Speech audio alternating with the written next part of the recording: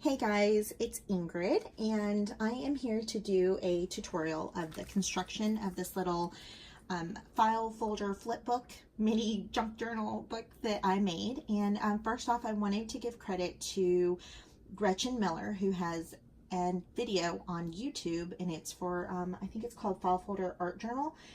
And I followed her tutorial on the construction, but I had a little bit of problems lining up my stuff. I don't know if it was my brain just didn't want to understand it. So I'll show you guys, but I have like tons of these little prototypes that I made trying to come up with it. So, but in the midst of it, on one of them, I came up with this, which might make a cute little flip book to put embellishments in. But anyways, that'll be maybe another video. So what I'm going to do with the video is I'm going to split it up into two parts. So the first part is going to be the construction of the actual flip book. And then the second video will be the decorating of it. I think that'll make it a little bit more feasible into two videos instead of one long video. So let's go ahead and get started. So you're going to take your file folder, and first thing that she mentions in the video, and I haven't really tested it out whether it's 100% accurate or not, but I'm just going to take her word for it. You want to use file folders that has the tab either on the top or on the bottom. You do not want to use like this where it's in the middle. So there might be a way to construct it like that, but for this tutorial it doesn't. So the first thing that you want to do is you're going to open up your file folder. So what I did is I opened up the file folder, and then I just used some paint. And with a credit card, just an old card, or you can use like one of these things that's just like a scraping, like a tool, or you can use a brayer. You can, I mean, really use anything that you want, that you have on hand, but usually I use like an old credit card, and then I just scrape the paint through. And you can see here, I used my scissors to bone fold when I was trying to get this to work, and it left color, and it doesn't matter. It adds to, yeah, you see right there, it adds to the character, and some of this you'll be covering anyways, so I don't mind. Also, don't be scared, like you can see here, I have like multiple folds. Don't worry about it. I kind of feel like that's what makes it great as like a kind of junky journal, is that you can throw perfection out the window. You don't have to worry about it. The more shabby it looks, I think the more character it adds to it. So wrinkle it up.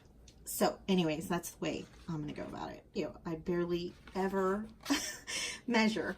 So, okay. So what you're going to do is you're going to fold this up so that you see how these two edges line up, kind of, and then this lines up here. So let me get, if I have a fresh one here. I think I have one left. So this one's a bottom one. Like I said, it doesn't matter. So I'm going to take it like this. And then you're going to fold it up. So I'm going to match these notches up right here. So the way that I do it is I match it up here, and then I just let it kind of fold where it wants, like it'll fold naturally. I hold this down in the middle, and then I'm going to do this and press it out. I'm still putting pressure in the middle and pressing out. If this is going to bother you and you want it to be exact measurements, what I would do is just fold this over here, crease just right here, take the folder to a to a scoreboard, and then just line it up. So, and then you get a perfect edge.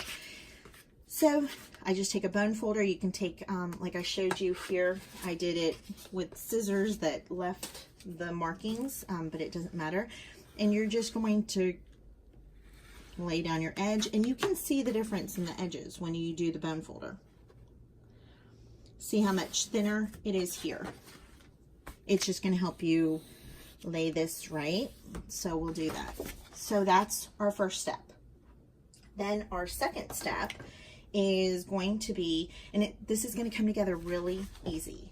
So we are going to take your folder, and I'm just flipping it. So this is my front. You can see where I fold it up.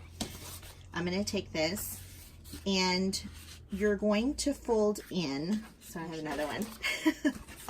I told you my brain does not want to see this, so I had to mark it up like this so that I could see it.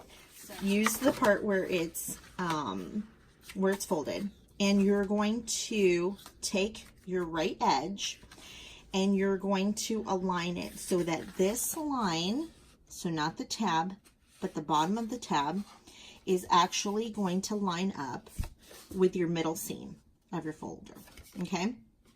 So you'll see that's going to stick out and that's going to line. And so you want to press it down. So now you're doing the opposite. You're actually using the tab, and that's what's going to line up to your middle seam. So see how this one's not even perfect, how it like kind of fits like a puzzle. And you can see this side is bigger, and I think that's what was throwing me off. I was trying to change the dimensions so that it was even, but don't do it. Learn from my mistakes. So what I'm going to do here is I'm going to eyeball it. I'm going to try to get it as close as possible, but I'm not going to worry about it. I'm going to press down in the middle. Try not to move the camera. And I'm going to go over. Oops, and I tore the paper, but that's okay. Okay, like this. Okay, so this is what you have. So again, this is where I got confused. So this is what you have right now. You're going to take it and you're going to fold it in like this. Okay, so let's go ahead and do that. And see, this one does not want to line up. Give me a sec.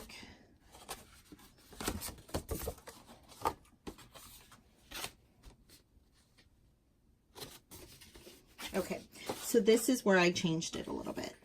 So it didn't want to line up, and that was going to bother me. I wanted it to be even. So I think the seam that needs to change is this one. And so I'm just going to, and I think the reason this is doing this is because it's I used the bottom one instead of the top one. So I just eyeballed it, and we're going to see if this works. Okay, so that's pretty good.